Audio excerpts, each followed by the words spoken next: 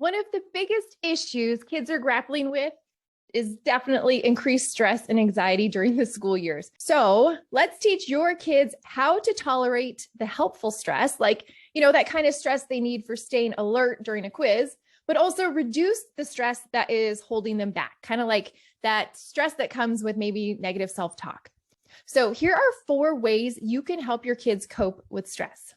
Number 1 is help them think realistically about stress. Because let's be honest, the way we commonly talk about stress, it really gives the impression that all stress is negative. And that is not true. Teach your child that stress doesn't always have to be a bad thing to be eliminated. We all go up and down in our stress level throughout the day, and some stress is beneficial, and it definitely gives us that opportunity to grow or get more skilled at something. So just kind of like how you might go to the gym and you lift weights, right? You're putting tension on your muscles so that you get stronger. We need those challenges and those stresses once in a while for our mental well-being as well, as long as we're getting the support to move through it as well.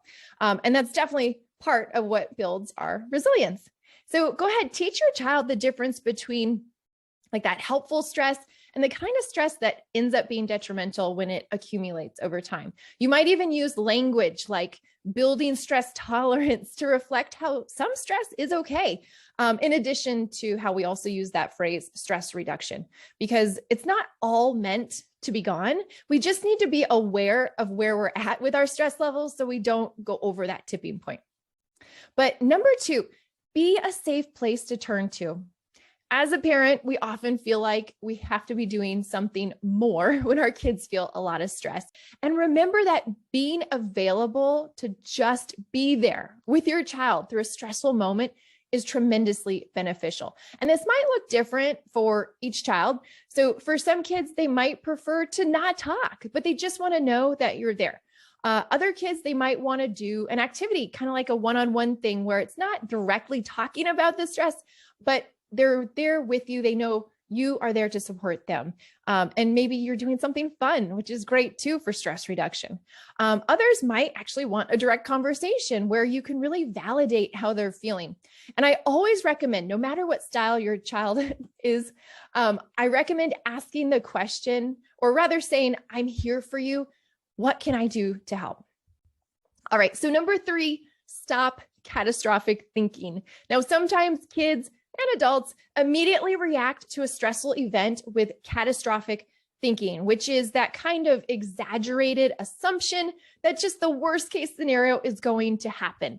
Now, keep in mind, this usually happens when we're feeling really upset, but also it's often incorrect thinking. So for example, it might sound like, what if I fail this test? My life will be ruined.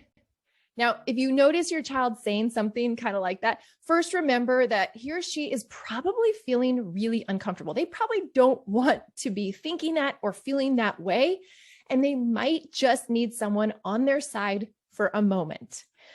I'd say in that moment, though, your child would benefit a lot from just getting grounded first. Maybe you're just simply listening and attuning to your child, and that would be great support. But when your child is ready to talk, go ahead and challenge that catastrophic thinking. You might ask, well, let's say you do fail the test, then what would you do? Or a different question might be, what's the worst thing that could happen? Or even, how likely is it that your whole life will be ruined by this test?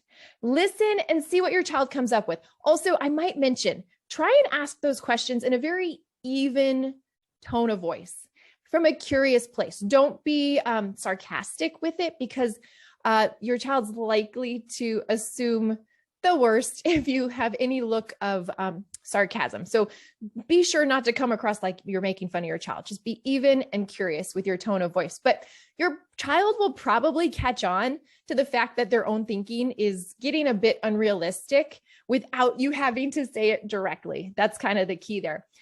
Now, if they still do believe the worst case scenario is going to happen, you can at least steer the conversation towards making a plan, because of course, having a plan for the worst case scenario will also help your child feel more in control of their stress. But finally, number 4, practice problem solving. So of course, stress tends to happen when we're worried about the future, or maybe we're kind of ruminating about the past, but help your child regain that sense of control by talking through what they can do in the here and now. So tackling a problem with a plan will definitely reduce that unnecessary stress. So one way to teach problem solving is through this process, where first you get really clear on what the problem is and what you want to have happen instead. So you're kind of like starting with the end in mind. This is really, really key. But second, brainstorm all the possible solutions and let your child come up with these ideas. You can, of course, add some here and there, but you want to really hear from your child. So for example, if your child's worried about doing well on an exam, they might come up with some solutions like, studying with a friend who's doing well in the class, or asking the teacher for help, or maybe like devoting a certain amount of time each day to study. But after you've brainstormed at least 3, 4, 5 ideas, help your child to go back and think through both the positive and the negative consequences of each of those ideas. And then finally, you got to choose one and try it out. So these are the 4 ways you can help your child manage stress in a positive way. Your child definitely can't control how stressful situations unfold, but they can control how they're going to respond to them. So we hope these tips are helpful to you. If you find these videos helpful, don't forget to subscribe to our channel, and also share the video with any other parents who might be going through something similar. And as a parent, if you have any topics you want us to talk about in a video, let us know in the comment section. And until then, we'll see you next time.